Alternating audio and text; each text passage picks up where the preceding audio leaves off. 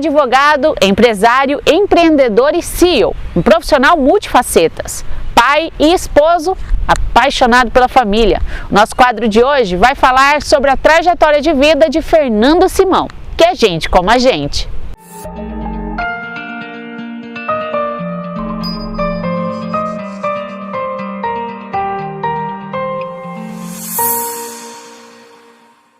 Então hoje o Gente Como a Gente com o Dr. Fernando, nós vamos saber um pouquinho mais da sua trajetória até o dia de hoje. Doutor, primeiramente muito obrigado por nos receber, uma honra poder falar um pouquinho da sua história. Obrigado, Kelly, eu que agradeço por se interessar por essa história e vir aqui ouvir a gente um pouco, te receber na minha casa. Seja bem-vindo. Obrigada, doutor. Para começar, quem é de Mutum já ouviu falar do Dr. Fernando em algumas trajetórias, advogado, algumas empresas, dentro da odontologia, mas quem é o Fernando lá atrás, lá da infância? Bom, Kelly, eu sou o terceiro de 3 filhos, vamos padronizar um pouquinho, filho de uma classe média, meus pais funcionários públicos, em Ponta Grossa, no Paraná, nasci em 1981. E sempre fui uma criança muito ativa, muito observadora. Quando eu puxo as minhas memórias de infância, eu sempre estava observando. E acho que essa foi a primeira forma de aprender. Minha irmã, 6 anos mais velha, meu irmão 2, então eu tinha que sobreviver no meio deles e aprender mais rápido. Eu olhava eles e pensava, eu preciso acelerar o meu processo, talvez era esse o raciocínio, e aí eu observava muito. Então eu sempre fui um cara muito proativo e muito observador. Minha mãe conta uma história que quando eu tinha 2 anos, estavam pintando a casa, eu vestia uma bota, um chapéu e fui pintar a casa junto com o pintor. Então se é para fazer, a gente faz. Eu acho que eu sempre fui essa criança nesse formato de muito proativo, muito observador, muito questionador também, né? Estudioso? Nunca, jamais. Ser estudioso foi algo que a vida me trouxe, mas eu não era o mais ligado à escola, eu cumpria. Eu digo que eu fui um aluno 7, média 7. Eu descobri. Tá bom. Era a média necessária para passar. Mas hoje eu entendo que não me interessava muito o formato, o que se fazia ali. Com o tempo a gente vai percebendo isso, né? Eu fui percebendo que a minha forma de pensar era diferente. Mas a escola era um caminho. Naquela época não tinha outra opção. Se você não tivesse uma faculdade, você não seria ninguém. Hoje não, hoje já está tudo mais flexibilizado. Mas eu não era o melhor aluno, eu não era um aluno muito querido pelos professores. Eu era muito esperto, mas estudioso não. Teve uma infância bem aproveitada? Tem marcas dessa infância? Até tenho. Eu não era tão peralta, eu era um cara jamais de pensar. Acho que eu já estava mais ligado a um lado político ali. Então eu gostava de aglutinar os moleques e botar eles para fazer alguma coisa. Então eu sempre estava organizando, falando, não, vocês vão apostar corrida de bicicleta. Eu botava o pessoal para fazer e ficava gerenciando só eles. Olhando. Influenciando, né? Eu gostava de interferir ali, mas eu não era o executor, eu era mais ali o cara que organizava, aglutinava o pessoal e observava, de novo, observava eles fazendo o que eu tinha combinado com eles. Entre a fase da infância e a fase adulta, tem uma fase ali muito transformadora na vida do ser humano, né? Que é a adolescência, a juventude. Como que foi o Fernando nessa transição, nesse meio? Então, como todo jovem contestador, com 11 anos eu comecei a deixar meu cabelo crescer, e isso daí nós estamos falando de 1990, uma cidade super conservadora, meu pai da polícia, minha mãe funcionário do Banco do Brasil, e um cara com cabelo comprido com 11 anos, né? Então aquilo já era algo que chamava atenção, mas eu já tinha a minha opinião, já tinha o meu propósito ali. E aí eu entrei na adolescência, e aí é uma fase muito complicada. Porque eu queria ser adulto. Eu já convivia mais próximo do meu pai nessa época, ajudando ele nos perrengues da vida, de uma classe média, todos fazendo faculdade, minha irmã fazendo faculdade, meu irmão foi fazer faculdade, e eu fiquei ali muito próximo deles. Então eu vi o tipo de vida que eles levavam, os sofrimentos que eles tinham, e eu não queria aqueles sofrimentos para mim. Eu não sabia que a vida me reservaria outros, mas aqueles eu não queria. E aí eu pulei um pouco a fase sem pular. Eu fui querer ser adulto me divertindo como um adolescente. E aí isso daí trazem marcas, talvez não na pele, mas na alma e na história que nos fazem quem nós somos hoje. Então a minha adolescência foi muito intensa e muito assim, mas cara, eu de novo estava ali com o meu grupo, aglutinando. Hoje eu lembrava que em 94 eu editei um jornal. Olha, fazendo crítica à escola inteira, consegui produzir o jornal, conseguimos imprimir, conseguimos fazer as cópias, mas não conseguimos distribuir o jornal, porque a estratégia era de você colocar todos os jornais embaixo das carteiras, e a gente não conseguiu isso daí, não tinha logística para fazer um negócio desse. Então, não foram pegos? Não. Fiquei muito tempo com aqueles jornais lá em casa, até eu botar aquela papelada fora, mas já tinha isso de querer criticar, de querer mostrar. Na adolescência começou a surgir isso daí, e aí me levou para o direito. Eu ia falar, o Fernando dessa época imaginava o que ele queria para o Fernando do futuro, que é o que o senhor tem hoje? Sim, eu já queria. Com 15 para 16 anos eu fui passar um carnaval em Maringá, e aí eu conheci uma realidade muito diferente, porque Ponta Grossa é um lugar onde as pessoas são muito fechadas, muito parecido com Curitiba, muito frio. E aí quando eu fui para Maringá, aquela cidade com avenidas largas, as pessoas no final da tarde na frente de casa, aquilo me encantou. E eu falei, eu preciso mudar essa minha história, e eu preciso sair daqui. E aí lá começou a minha história, que chegou a 15 anos atrás aqui no Mato Grosso. 15 anos em Mato Grosso? 15 anos já em Nova Mutum. Doutor, o senhor falou daí da questão profissional, né?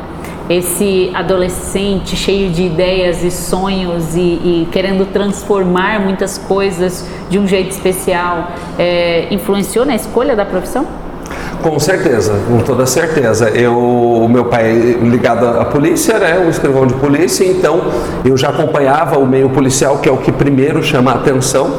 A minha irmã mais velha, que era a minha referência, fazendo medicina.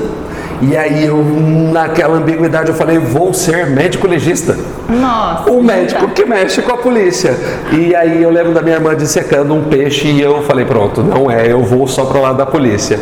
E aí, comecei a ler. E em 96, 97, eu li um livro chamado Agosto. E que conta a história, toda a investigação da história da morte de Getúlio Vargas, e aquilo me encantou. E ali eu tomei a decisão de que eu seguiria para a área do direito. E aí meu pai, muito feliz com aquilo, apoiou, e eu fui me envolvendo e acabei, no final de 1999, ingressando na primeira turma da Faculdade de Direito dos Campos Gerais. Doutor, mas entre entrar na faculdade e Nova Mutum, Mato Grosso, teve um intervalo aí. Então aí que a história toma um rumo bem diferente, né?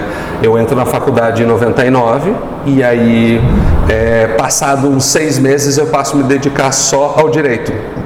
Eu trabalhava numa maternidade, no hospital, onde eu nasci, maternidade que eu nasci, com os médicos que eu nasci, tive a oportunidade de trabalhar com pediatra e com obstetra que fizeram o meu parto.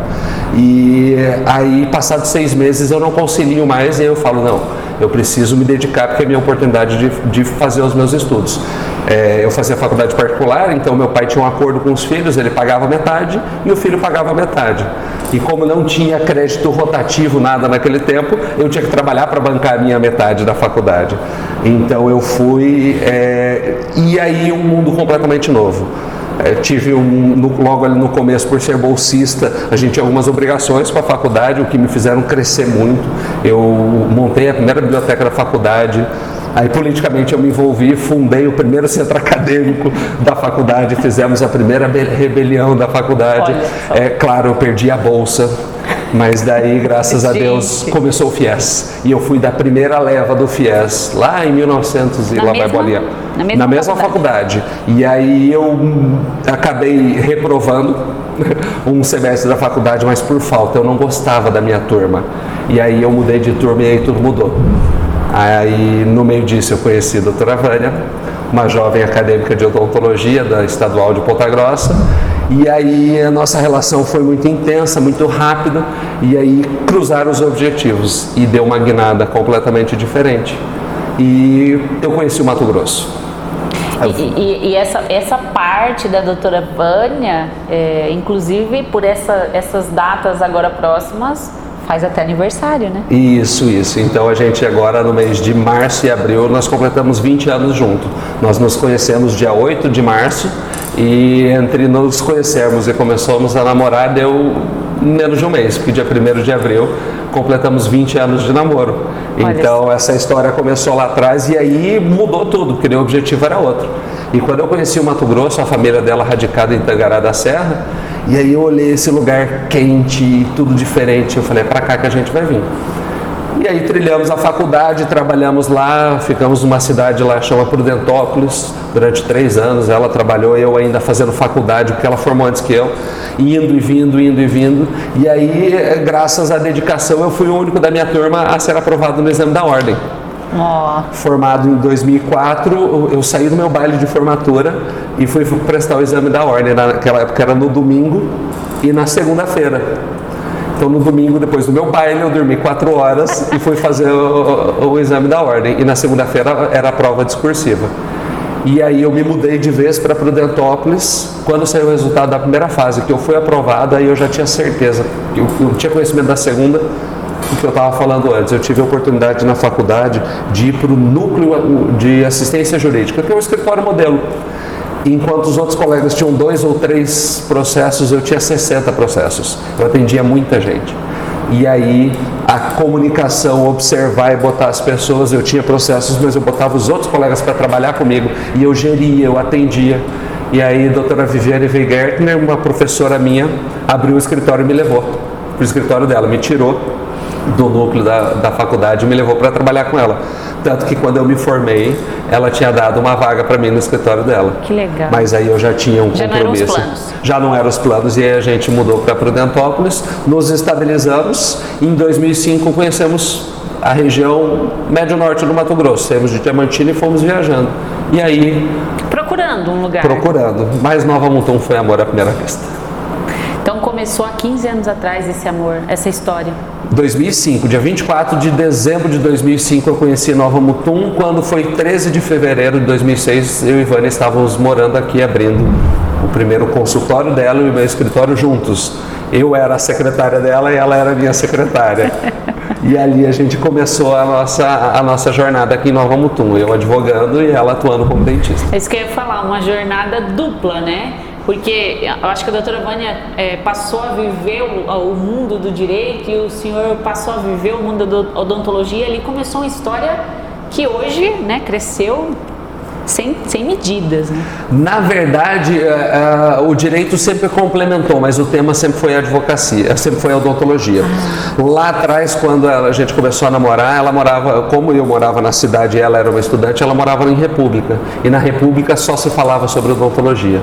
E eu me interessei por aquilo, eu comecei a gostar daquilo dali.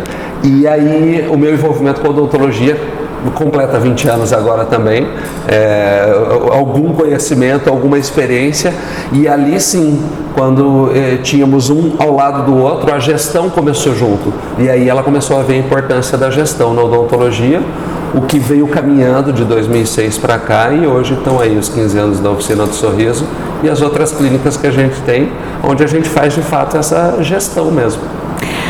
Fernando profissional teve várias facetas aqui em Nova Mutum também, né, doutor? O senhor olha hoje para trás com alegria? Cara, muito. Quando eu lembrava, e você me pediu das fotos, eu fui olhar algumas fotos, eu relembrei momentos que eu não lembrava. Então, em 2007, eu montei a primeira loja de ferragens aqui de Nova Mutum. Vendia ferro para serralheria.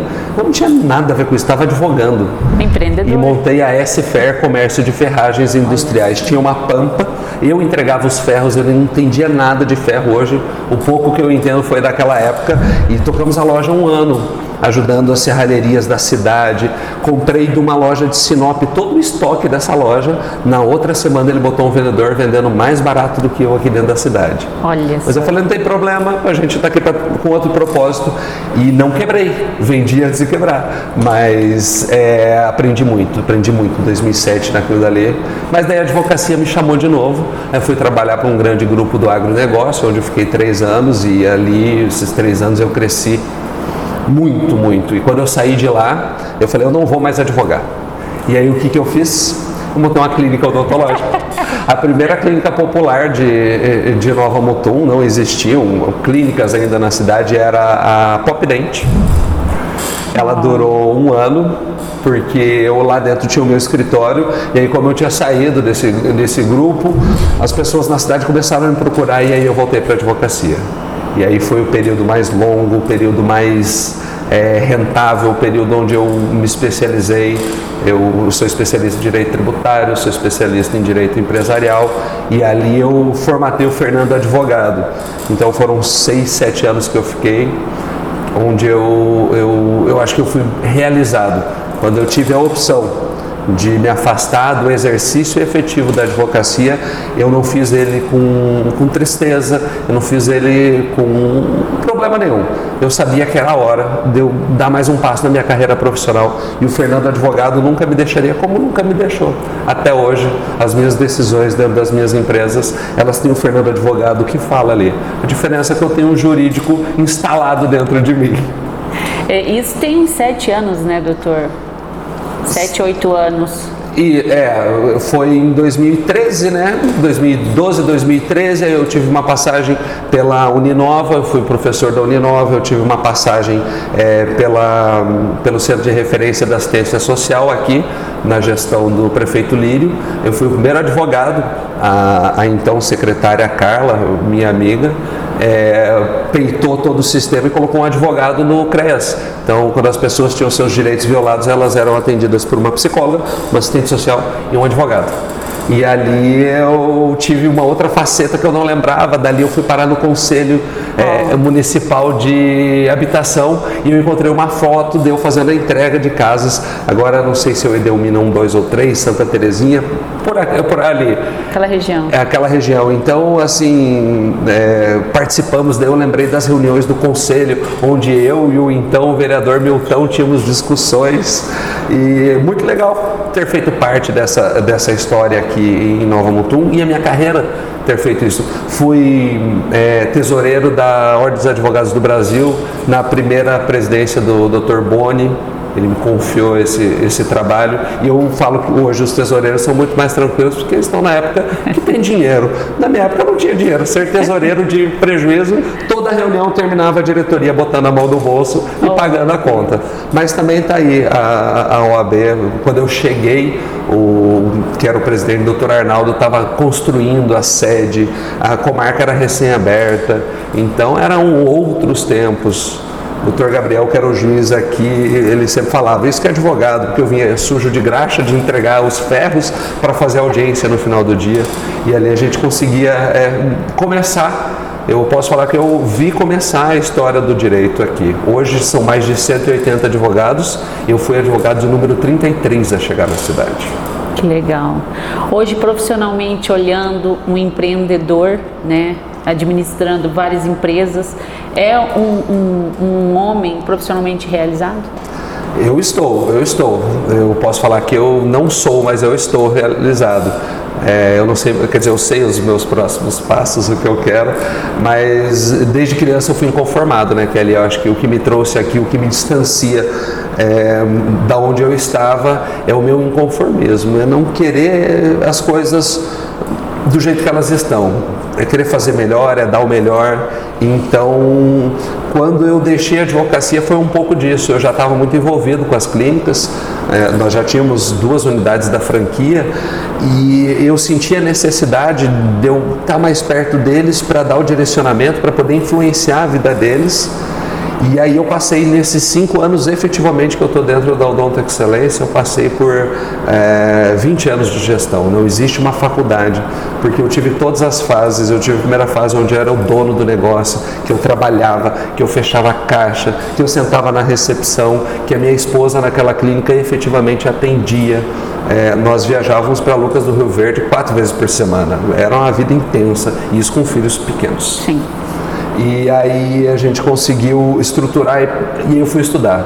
Aí que eu acho que é assim a grande diferença. Mas o estudo, quando a gente está fazendo gestão, ele é muito melhor, porque a gente consegue entrar em imersões Então você se aprofunda em 6, 7 dias e aquilo cresce a tua vida 3 anos. E aí eu passei por 3 imersões que fazem a diferença na minha história e na história das minhas empresas. E hoje se tem debaixo do meu chapeuzinho aí 40 famílias que vivem da odontologia. Se hoje nós faturamos 6 milhões por ano com odontologia, é porque a gente aprendeu alguma coisa e conseguiu fazer, e o nosso propósito vem sendo cumprido. Doutor, eu falei dos 8 anos porque foi quando eu tive o privilégio de conhecer o senhor e a sua família. E eu tenho uma história, né? Eu tenho muita admiração por vocês. E aí o senhor falou de filhos. E essa admiração vem junto também desse amor que é o Fernando Família. Depois de Mutum, de encontrar, como o senhor fala, a sua alma gêmea, que é a doutora Vânia, vieram as crianças. Pessoalmente falando, como que foi o Fernando aqui em Nova Mutum? Cara, foi onde eu me fiz o Fernando. Foi onde eu me fiz o Fernando. Foi onde eu consegui conciliar o Fernando profissional com o Fernando pessoal, que hoje não existe distinção. Todo mundo que trabalha comigo sabe do dia que eu não estou bem, do dia que eu estou triste, do dia que eu estou muito feliz, e sabe que muito pouco precisa para me fazer feliz, porque pessoalmente é um sorriso, é um afago, é uma mensagem. Mas ali sim, eu cheguei aqui com uma cabeça, uma história, e você querendo que a tua vida fosse assim, e aí Deus foi permitindo que as coisas fossem acontecendo. A maturação, o Lucas, que é o primeiro filho, que foi uma mudança, né? Imagine, há 10 anos atrás, nasce, eles tiram da barriga da mãe, entregam aquela criança no meu colo e falam: agora você pode ir para o quarto. Ele tinha nenhuma hora de vida e largaram ele comigo. E aí eu peguei aquele bebê a Vânia sozinha, o Lucas do Rio Verde. A família dela tinha nascido, a minha sobrinha, a família dela estava em Cuiabá, dando suporte para minha sobrinha que tinha nascido 2 dias antes. E a minha família toda no Paraná. Aí eu falei assim em cima da hora: não se desespere, ficamos nós 2 aqui. E foi um final de semana maravilhoso, que voltamos 3 de lá para cá.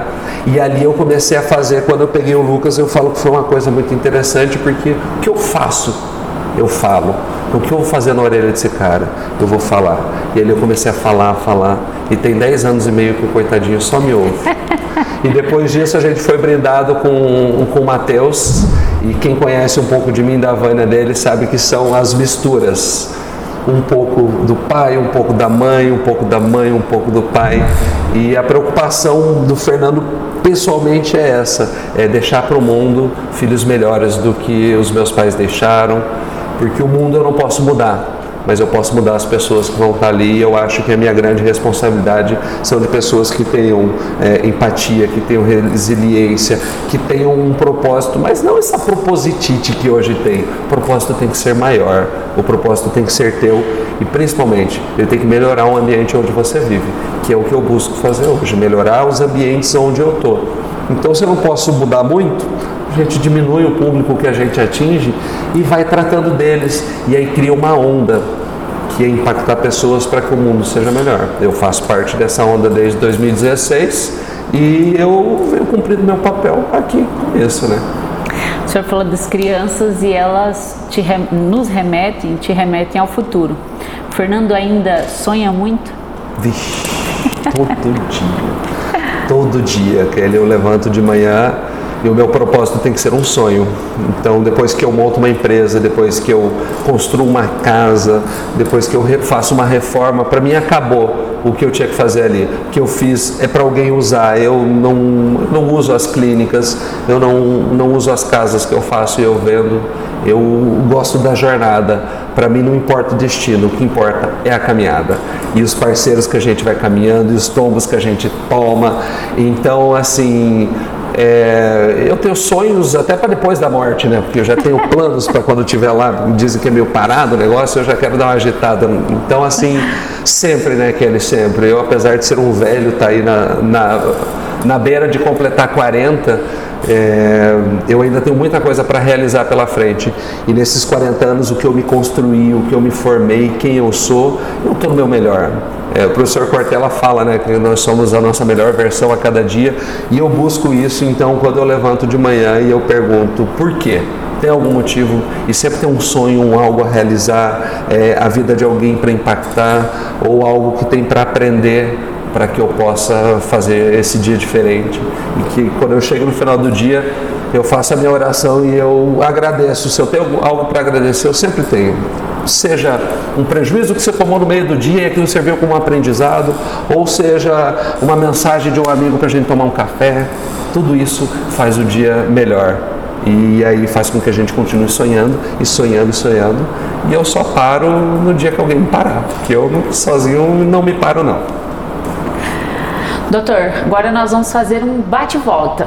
Eu vou fazer uma pergunta e o senhor responde com a primeira coisa que vem na sua cabeça e que está no seu coração, tá bom? Vamos lá. Uma saudade.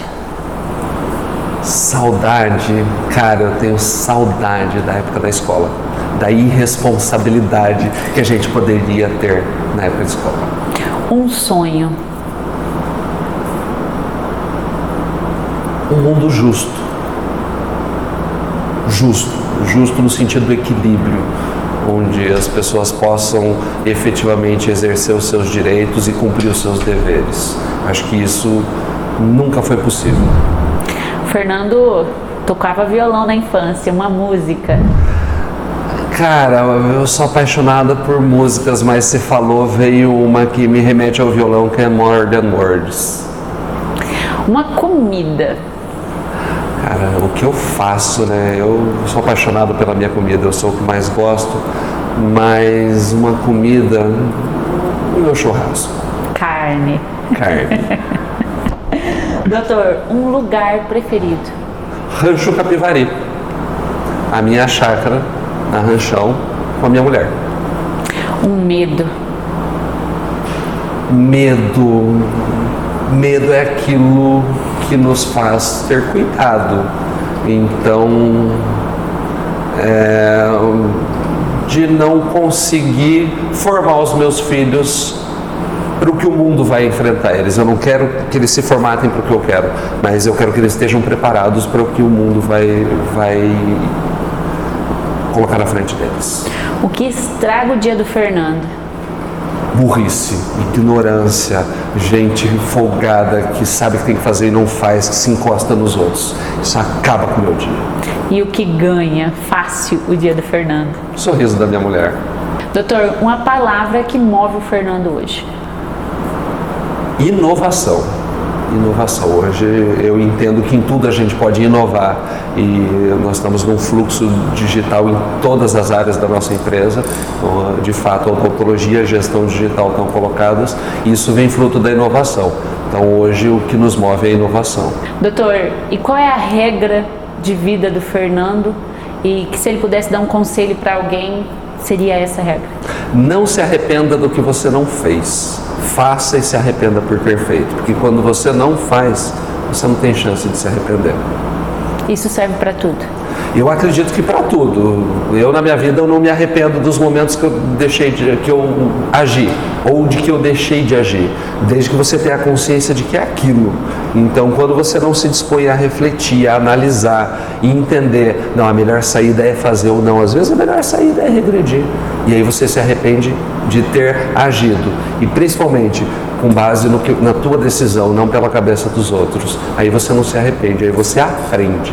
Doutor Fernando, gostaria de agradecer o seu tempo hoje em falar um pouquinho, né? São tantas histórias e o senhor hoje se dispôs a nos apresentar um pouquinho da sua trajetória. Muito obrigada mais uma vez, para a gente foi uma honra.